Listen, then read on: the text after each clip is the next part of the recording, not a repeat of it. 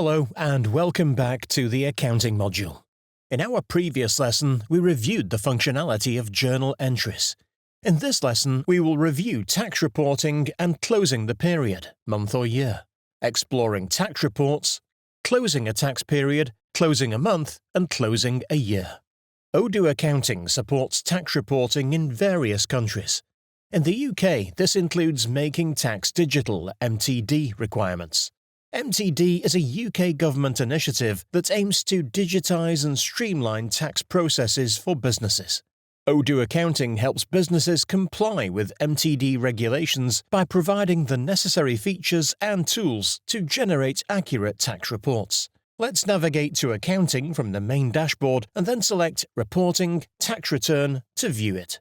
We see the structure of the tax return is localized to the UK, i.e. the report is grouped by boxes as we have installed a UK localization module which auto-configures the tax report to meet the local country's requirements. At the top, we see the options to export the tax report into a PDF or Excel, as well as options to connect to HMRC, which allows Odoo to automatically submit the report displayed to HMRC, post the closing entry, and close the tax period. To the right, we see date filters to specify the date range of the report. Selecting the filter will display the range of default filters available, including tax period, month, quarter, year, or a custom date range if required. Once a date range has been defined, a comparison can be made against previous periods by clicking the Comparison button like so.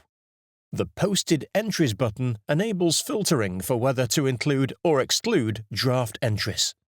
The final button displayed is Report, which allows for the same tax breakdown in different formats. Currently, the tax report view is looking at a UK tax report. Let's now review the details in the tax report.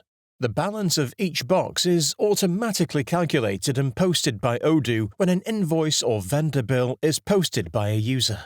To review the details of the balance listed under Box 1, let's click on the amount, like so. We now see a list view of the journal items that make up the total balance. Let's follow the breadcrumbs back to the main tax report.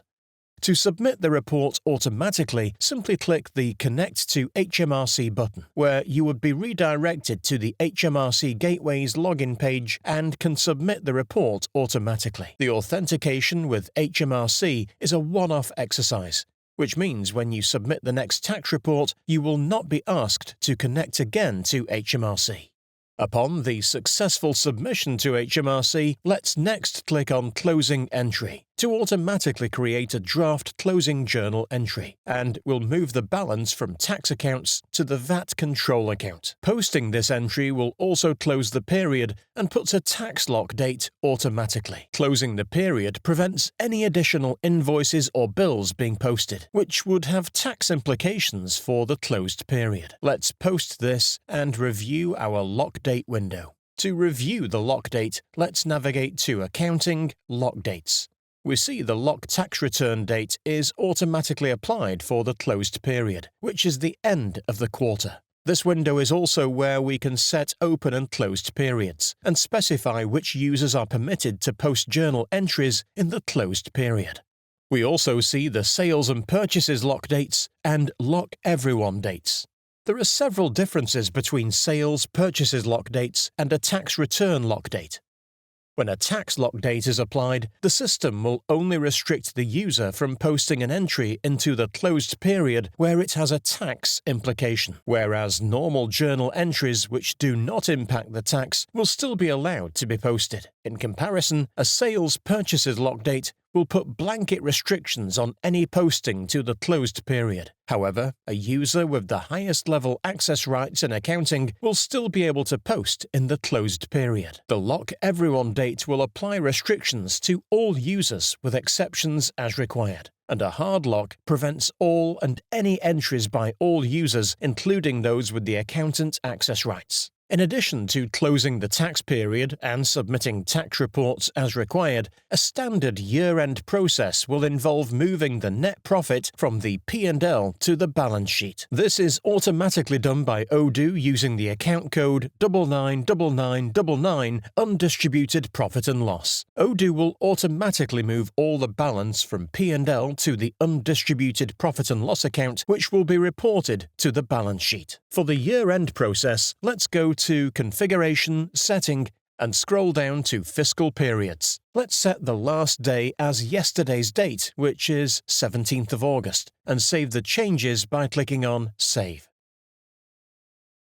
Let's next navigate to the Profit and Loss statement under the Reporting menu, Profit and Loss, and run it for the current financial year.